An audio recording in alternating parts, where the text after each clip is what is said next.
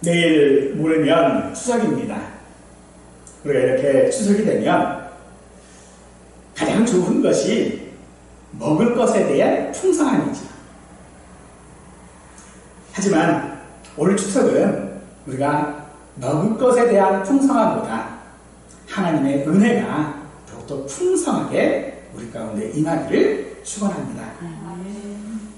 오늘 우리는 두 사람의 죽음에 대하여 생각해 보려고 합니다. 야곱과 요셉입니다. 사람은 반드시 죽기 때문에 이 죽음으로 모든 것이 사실은 헛되지요. 그 헛된 것들을 위해 사람들은 살아갑니다. 그래서 조금이나마 헛되지 않으려고 무엇인가 남기려고 하지요.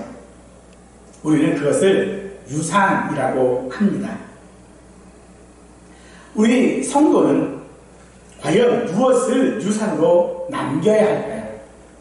오늘 야곱과 요셉의 죽음을 통해 생각해 보고자 합니다.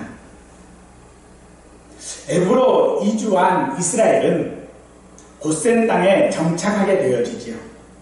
그리고 노년의 야곱은 자기의 죽음을 준비합니다. 그 과정에서 요셉의 두 아들 에브라임과 므낫세를 입양함으로써 요셉에게는 분깃을 분배하기 전에 두 배를 주게 되어지고 다른 자녀들에게도 그에 합당한 분깃들을 분배하게 되어집니다. 야곱은 그런 분깃들을 분배하기 이전에 요셉의 두 아들에 대하여서 이들이 누구냐라고 묻습니다. 몰라서 묻는 게 아닙니다. 그들의 신분이 무엇인지를 확인하고자 한 것이지요. 야곱은 그의 모든 아들들을 불러 그들의 미래를 축복하고 죽음을 맞이하게 되어지고 그리고 가나안 땅 헤브론의 막벨라 굴에 장사되어지지요. 야곱은 그의 모든 아들을 불러 축복하고 그리고 마지막 요셉에 의하여 눈이 감길 때에 그 죽는 그 순간이야말로 야곱에게 있어서 가장 행복한 순간이었을 것이다 할 수 있을 것입니다. 야곱은 147세의 일기로 생을 마감하게 되어지지요. 그 이후에 형들은 요셉을 두려워하게 되어집니다. 자신들의 잘못 때문이겠지요. 그동안 아버지 야곱의 보호 아래 있었기 때문에 이제 아버지가 없는 상황에서 요셉과의 관계가 회복되지 못했음을 보여주고 있지요. 형들은 자신들의 죄가 너무나 커서 쉽게 용서받을 수 없다라고 하는 사실들을 잘 알고 있었지만 요셉의 진정한 용서와 사랑은 알지 못했던 것입니다. 그들은 여전히 죄책감을 느끼며 감히 요셉에게 용서를 구할 자격이 없다 생각해 지금까지 그들은 요셉에게 용서를 구한 적이 없었던 것입니다. 하지만 요셉은 그들에 대하여서 내가 하나님을 배신하니까 라고 말하면서 형들을 안심시키고 용서를 확증해 주고 있습니다. 다시 시간이 흘러서 요셉의 나이가 110세가 되었습니다. 그리고 마지막 유언을 통해 하나님의 약속을 다시 한번 확증하고 있지요. 하나님의 약속은 초래될 수 없고 변경될 수 없다라고 말하고 있습니다. 요셉은 자신은 여기서 죽을 것이지만 하나님께서 반드시 애굽에서 이끌어내어 조상들에게 약속하신 땅으로 인도하실 것이니 이스라엘 자손이 애굽을 떠날 때에 자신의 유고를 가지고 올라가 이장에 갈라라고 부탁하게 되어지지요. 야곱과 요셉의 유언을 통해 하나님의 임재 안에 우리가 어떻게 이 땅 가운데서 나그네로 살아가야 하는지를 이 시간 함께 깨달을 수 있기를 간절히 원합니다. 24절은 나는 죽을 것이나 하나님이 당신들을 돌보신다 라고 요셉은 말하고 있지요. 지금까지 이스라엘은 요셉의 보호 아래 있었습니다. 아버지로부터 장자로 위임받았을 뿐만 아니라 애굽의 2인자로서 요셉은 그들을 보호했지요. 이 사실은 그들이 목축업을 하고 있었다라고 하는 사실에 대해서도 확인해 볼 수 있죠. 목축업은 애굽 사람들이 혐오하는 직업입니다. 그런데 요셉이 있는 동안에는 그들에 대하여서 아무도 누구도 이스라엘 민족들을 혐오할 수 없었지. 이스라엘이 정착한 이 고센 땅은 하나님께서 그들을 안전하고 생육하고 번성하도록 해주신 그런 땅입니다. 그러나 아무리 고센 땅이 좋아도 그것은 이스라엘 사람들이 잠시 우고하는 땅에 불과합니다. 그들은 그것들을 다 두고 떠나야 할 고센 땅은 임시 처소에 불과한 것입니다. 바로 이 사실이 어쩌면 우리를 힘들게 하고 있는지도 모릅니다. 이 땅 가운데 우리는 안전하고 그리고 행복하게 살기를 원합니다. 그런데 이 땅에 있는 그 모든 것들, 이루어놓은 그 모든 것들을 우리는 다 놓고 떠나가야 합니다. 이게 우리를 힘들게 하죠. 다 놓고 가야 되니까.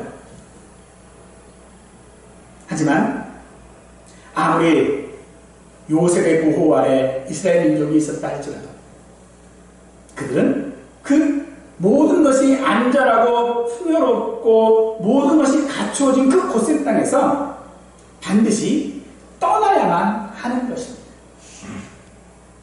모든 안전들을 비로하고 불확실한 곳으로 그들은 가야 합니다. 그래서 하나님의 돌보심은 우리가 이 땅에서 나그네임을 잊지 말라고 하는 것이죠. 야곱은 요셉의 장자 므낫세보다 차자인 에브라임에게 오른손을 올려 축복했습니다. 야곱은 당대의 인습이나 성향에 따라 한 일이 아닙니다. 요셉이 오른손이 에브라임에 올려져 있는 것을 보고 만류하죠.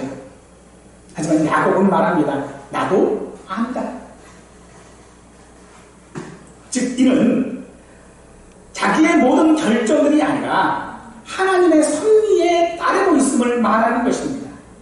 하나님께서 정하신 길은 아무도 변경할 수 없음을 그의 일생을 통하여 그는 깨달았기에 이제 그는 하나님의 섭리에 따라서 살고 있음을 자신의 무지를 인정하고 하나님의 방식에 지금 맡기고 있음을 그는 고백하고 있는 것입니다. 하나님의 돌보심은 문화와 관습과 체제에 매이는 것이 아닙니다. 하나님의 섭리에 따라 나중된 자가 먼저 되게 하시는 것이 하나님의 섭리입니다. 아무도 그 과정 가운데에 자기의 권리를 주장하지 못하게 하셨고 모든 것들이 다 하나님 앞으로 받은 선물임을 알게 하심으로 우리로 이 땅에 있는 모든 것들을 자랑하지 못하게 하신 것입니다. 즉 우리가 이 땅에 있는 모든 것들을 다 놓고 떠나야 하는 것은 우리로 자랑하지 못하게 하심이라고 고린도전서 1장 19절은 이는 아무 육체도 하나님 앞에서 자랑하지 못하게 하려 하십니다 라고 말하고 있는 것입니다. 사람의 행복이 하나님 안에 있다고 믿는다면 그 믿음을 우리는 유산으로 남겨야 합니다. 사람들은 많은 물질들이 유산을 남기려고 합니다. 더러는 인내심이나 사랑, 개성, 꿈 이런 것들을 유산으로 남겨두고자 하지요. 우리 성도들이 정말로 남겨주어야 할 것은요, 믿음이야말로 우리에게 최고의 유산인 것입니다. 야곱에게 하나님의 돌보심은 400년 후에나 받을 약속입니다. 지금 당장의 것이 아니었다는 것입니다. 어쩌면 우리가 이 땅 가운데서 살아가는 모든 것들이 하나님께로 공급되어지는 하나님의 섭리라고 하는 것이 우리의 믿음이 아니었다면 그것들은요 전혀 우리를 기쁘게 하지 못합니다. 이 땅 가운데 내가 작은 것에도 감사할 수 있고요, 작은 것에서도 내가 하나님의 그 소망 가운데 살아갈 수 있다는 것은 우리에게 믿음이 있음을 말하고 있는 것이죠. 다시 24절은 계속해서 말합니다. 당신들을 이 땅에서 인도하여 내사 아브라함과 이삭과 야곱에게 맹세한 땅에 이르게 하시리라. 아브라함에게 하신 약속이고 이삭과 야곱에게 하신 그 약속을 또다시 요셉을 통해서 오늘날 우리는 살고 있는 우리들에게도 약속하고 있는 것입니다. 그런데 이 약속이, 이 하나님의 약속이 언제 지켜질 것입니까? 이 약속이 아브라함에게 지켜졌습니까? 이삭에게 지켜졌습니까? 야곱에게 지켜졌습니까? 도대체 이 약속은 언제 지켜지는 것입니까? 하나님께서 우리를 구원하여 주셨고 우리를 그 나라로 인도하신다라고 말씀하고 계시는데 도대체 이 약속은 언제 이루어질까요?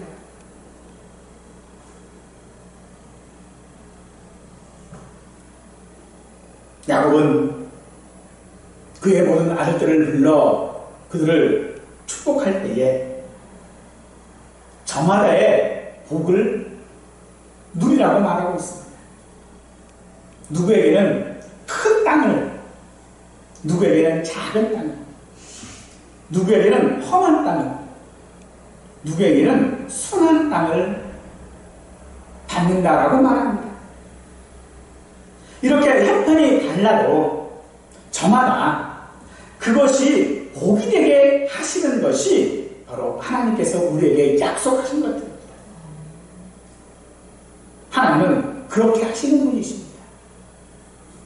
하나님을 소유하지 않으면 복은 없습니다. 하나님은 전능자로서 우리의 하나님이 되어 주시고 그것이 오늘 우리에게 복이라는 것입니다. 우리가 가진 것이 크든 작든 그것이 무엇이든 그것 자체가 우리에게 하나님께서 복이 되게 하시겠다는 것입니다. 복은 그래서 기계적이거나 운명적인 것이 아닙니다. 우리는 하나님께서 우리에게 허락하신 그 모든 복들에 대하여서 그의 합당한 반응을 통하여서 온전히 그 복을 누릴 수 있는 것입니다. 누구나 복을 원하지만 자기 삶에 대해서는 책임지지 않으려야 합니다. 우리는 단지 복을 받는 자로 사는 것이 아니라 그 복을 전해야 하는, 그 복에 대하여 책임도 있는 그런 삶을 살아야 하는 것이 오늘 우리의 모습입니다. 내가 받은 그 복을 책임지는 것이 어떤 것이겠습니까? 야곱처럼 자신의 믿음을 유산으로 남기는 것입니다. 야곱은 애굽에서 죽었습니다. 하지만 애굽에 장사되지 않고 그의 유언에 따라 가나안 헤브론의 막벨라굴에 안장되었지요.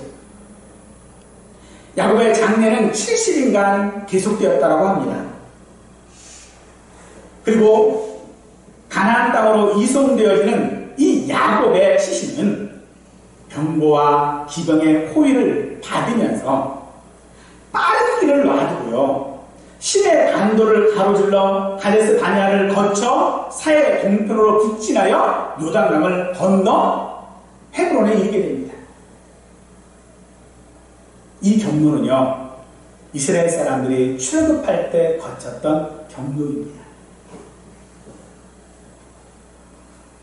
왜 굳이 빠른 길을 놔두고도 이 야곱의 시신을 이렇게 먼 길을 돌아서 가게 했을까요?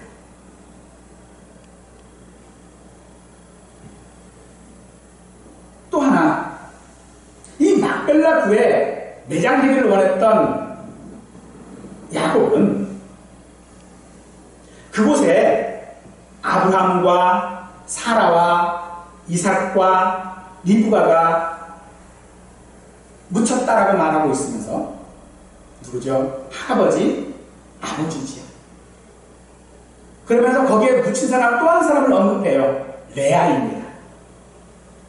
아시는 것처럼 레아는요, 야곱의 첫 번째 아내이지요.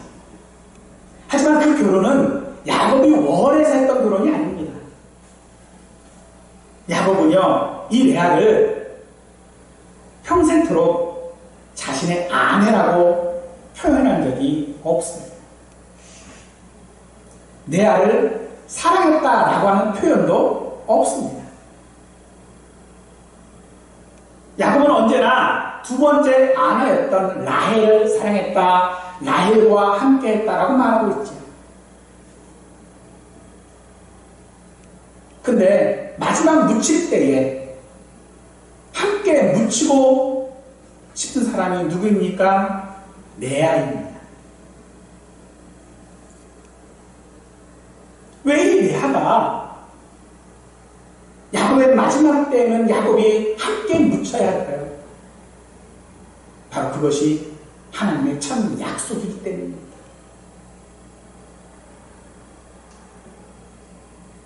그것이 바로 하나님 앞에 보증이기 때문에 그렇습니다. 레아가 첫 부인이라는 사실은 그 어떤 상황도 변할 수 없다는 것입니다.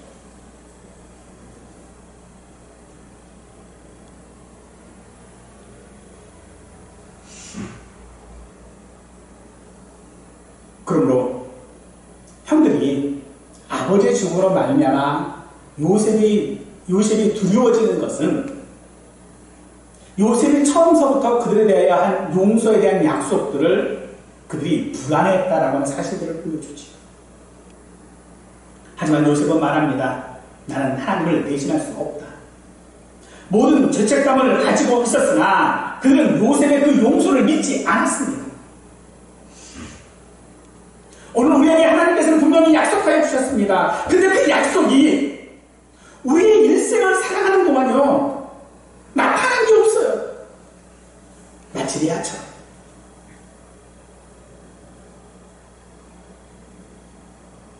하나님은 첫 아내이지만 그 첫 아내에게 허락된 모든 것들이요, 나타나지 않습니다.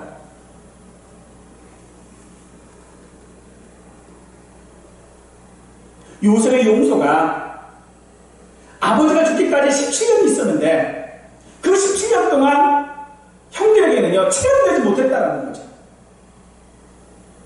마치 아버지 때문에 요셉이 참고 있는 것처럼 생각했어요. 오늘 우리도 그런 생각 혹시 들지 않습니까? 이 땅 가운데 내가 살아가는데 도대체 내가 하나님의 은혜를 받은 것이 성경에는 틀림없이 약속되어져 있는데 그것을 믿으라고 말하고 있는데 모르겠어요. 되는 일도 없고 때로는 은혜도 받았지요. 때로는 기도에 대한 응답도 간혹 있는 것 같기도 합니다. 근데 확실하지가 않아요. 하지만 그것이 하나님의 약속을 대신할 수 없습니다. 하나님은 분명 우리를 말씀하신 대로 사랑할 것이며 그 모든 것들을 반드시 이루어 나가실 것입니다. 그러므로 오늘 우리가 이 믿음 안에서 살아가야 하는 것은 바로 하나님의 은혜가 아니면 살아갈 수 없는 것입니다. 이스라엘 백성들이 애굽에서 살아갈 수 있었던 이유, 그것이 요셉을 통한 하나님의 은혜였습니다. 그들은 그 은혜가 있었기에 담대히 애굽에서 살아갈 수 있는 것입니다. 우리는 무엇으로 힘을 얻어 이 세상을 살아가고 있습니까? 우리가 이 세상을 살아갈 수 있는 유일한 방법은요, 하나님의 은혜 아니면 우리는 살아갈 수 없음을 믿으시기 바랍니다. 또한 이 말씀은 오늘 우리에게 그 땅에 이르게 하신다라고 하는 그 약속, 그 하나님의 약속은 우리의 죽음이 끝이 아님을 말씀하고 있기도 하는 것이지. 25절에 보니 당신들은 여기서 내 해골을 메고 올라가겠다 하라라고 말하고 있습니다. 요셉이 죽은 후에 360년 지난 후에 이장해 달라는 부탁이지요. 이게 무슨 의미가 있을까요? 360년 후에 유골, 말 그대로 해골 하나 들고, 그리고 그 해골 가나안 땅에 올라가서 장사한들, 이장한들, 그게 뭔 의미가 있을까요? 그런데 왜 요셉은 그런 유언을 지금 하고 있는 걸까요? 그것은 바로 애굽에서 모든 영화들을 누리고 있는 요셉이지만 요셉의 본향은 가나안이라는 겁니다. 그가 애굽의 모든 영화와 4대까지 자손을 본 모든 기간들 가운데에 그가 바라보고 있는 것은요, 애굽에 있는 영화들이 아니라 가나안 땅이었다는 것이죠. 오늘 우리가 이 땅 가운데서 어떻게 살아가고 있습니까? 오늘 우리가 바라보아야 하는 것은요, 지금 이 땅에서의 우리의 삶이 아닙니다. 우리의 죽음 너머에 있는 그 하나님의 약속을 바라보며 우리는 이 땅 가운데 살아야 한다는 것입니다. 이 땅에서 내가 영원을 누리던, 이 땅에서 내가 힘들게 살아가던, 우리가 바라봐야 될 것은 지금을 살아가는 게 아니라 그 너머 거라는 것을 우리에게 말씀해주고 있는 것이지요. 그러므로 오늘 우리의 죽음은요, 암울하고 슬픈 종말이 아닙니다. 오히려 그 죽음은요, 하나님의 약속을 바라보는 소망이 되어질 수 있다는 것입니다. 사람이 죽어서 장례를 치르면 그 육체를 땅에 묻게 되지요. 그러나 예수님의 재림을 통하여 부활할 때를 그 육체는 기다리고 있습니다. 바로 이 사실을 요셉은 그의 소망 가운데, 자신의 유골 가운데 담고 있다는 것이죠. 유골이 가는 것이 아니라 그의 모든 하나님의 약속과 소망이 간단하고 말하고 있는 것입니다. 우리를 이끄는 것이 무엇입니까? 우리 가슴에 무엇을 품고 있습니까? 그것은 소망이어야 합니다. 하나님의 약속은요, 우리 사람들의 죽음으로써 끝나는 것이 아닙니다. 우리가 이 땅 가운데 살아가는 이 존재의 의미가 죽음으로 끝나는 것이 아니다라고 하는 믿음, 그 믿음이 우리에게 있어야 할 줄로 압니다. 죽음은 하나님의 약속에 대한 그 의미를 지우거나 퇴색할 수 없고, 오히려 우리에게 영원한 나라를 약속받는 믿음으로 우리를 이끌어 나가야 합니다.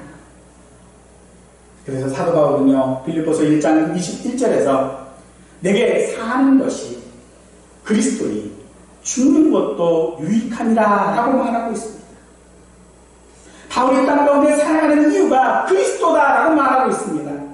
그 삶의 특징으로서 영광도 목적도 원리도 모두 그리스도 그 중심에 있다라고 말하고 있습니다. 그래서 죽음은 극적으로 세상에 속한 사람들에게는 큰 손실이겠지만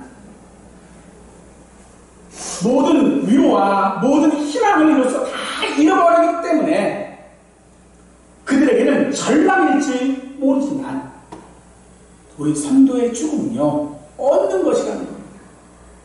유익한 것이라는 것입니다. 왜 그것이 우리에게 유익한 것입니까? 모든 연약함과 미천함과 마침들이 우리에게 위로와 소망의 성취이기 때문에 그렇습니다. 하나님께서 우리에게 약속하신 그것들, 그 약속들을 받고 그 약속들을 확인하는 그 소망이 우리의 죽음 가운데 있다라고 말하는 것입니다. 하지만 우리의 삶은 어떻습니까? 이 땅 가운데 우리는요, 천국을 소망하며 산다라고 말하고 있고 영생을 말하고 있습니다만 이 땅의 영광과 명예와 성공에 집착하고 있는 것은 아닙니까? 오히려 그런 우리의 모습에 우리는 반성하며 주님 앞에 회개할 줄로 믿습니다. 오늘 우리들이 내가 가진 이 믿음으로 말미암아 주님 앞에 설 것을 믿는다면 그 믿는 자로 우리는 살아야 합니다. 400년이나 지나 일어날 일들에 대하여져서 자신의 유골이라도 들고 올라가 달라라고 하는 이 요셉의 모습에서 우리의 죽음도 이와 같아야 할 줄로 믿습니다. 요셉의 유언은 사람이 어떻게 살아가야 하는지에 대하여 과거와 현재와 미래의 시각으로 말해주고 있습니다.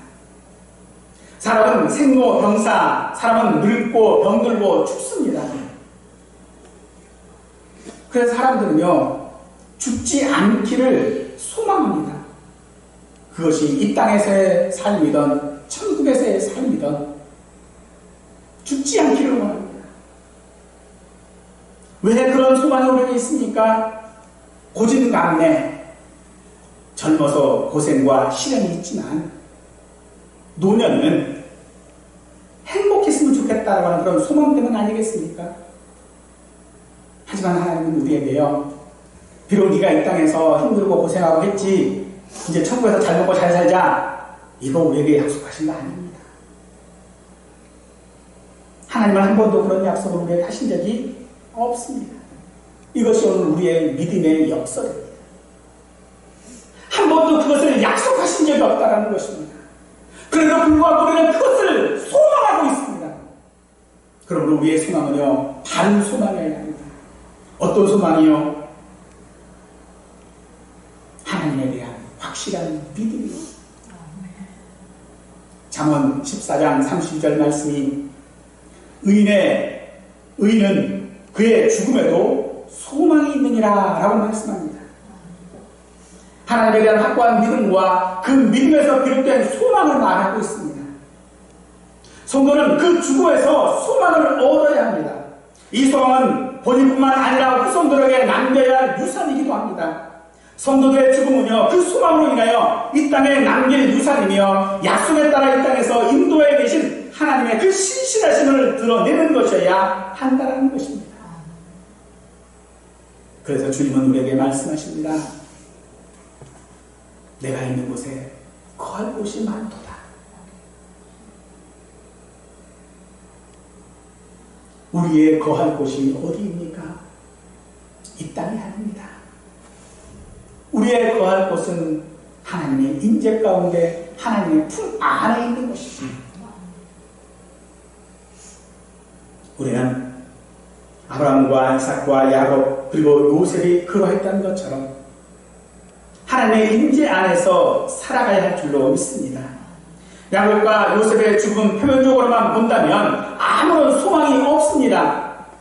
이 땅에서 부귀 영화를 누리고 살아도 아무 유익이 없는 것처럼 보입니다. 하지만 이들의 죽음은 우리에게 소망이 있음을 말하는 것입니다. 그들이 그 죽음으로 끝나는 것을 말하고 있지 않기 때문입니다. 그래서 우리 사람들이 가지고 있는 계획과 우리 사람들 통제 밖에서 있는 그런 하나님의 역사들을 우리는 거스릴 수 없을 것입니다. 우리는 결코 우리의 삶에 있어서 우리를 돌보시고 그 땅 가운데로 이끄시는 그 하나님의 섭리를 대신할 수 없습니다. 마지막으로 사랑하는 성도 여러분, 여러분은 누구입니까? 야곱이 요셉의 두 아들에 대하여 이들이 누구냐라고 물었던 것은 그들의 신분에 대한 확인이었습니다. 여러분은 누구입니까? 우리는 하나님의 자녀입니다.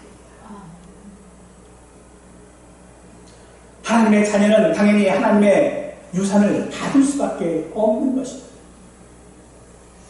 그런데 그 하나님의 유산이 무엇입니까? 바로 우리의 삶 가운데 있는 소망인 줄 믿으시기 바랍니다. 우리의 삶은 하나님 품에 거하는 임재의 삶이어야 합니다. 하나님은 그 임재 가운데 우리를 돌보셨고 하나님 나라에 이르도록 우리를 이끄셨으며 소망으로 우리의 죽음도 은혜롭게 하심을 믿으시기 바랍니다.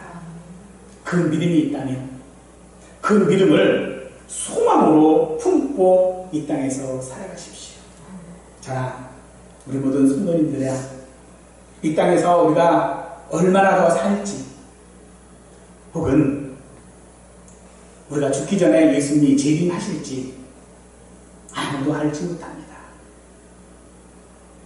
그 기간이 얼마가 남았던, 짧던 길던, 내가 이 땅에서 누리는 것이 많던 적던, 내가 이 땅에서 행복하다고 생각하지 않던, 우리 가슴에 품어야 될 것, 그것은 주님께서 내가 너를 반드시 이끌겠다, 내가 너와 함께하겠다, 이 약속을 우리 가슴에 소망으로 품고 살아가기를 간절히 축원하겠습니다.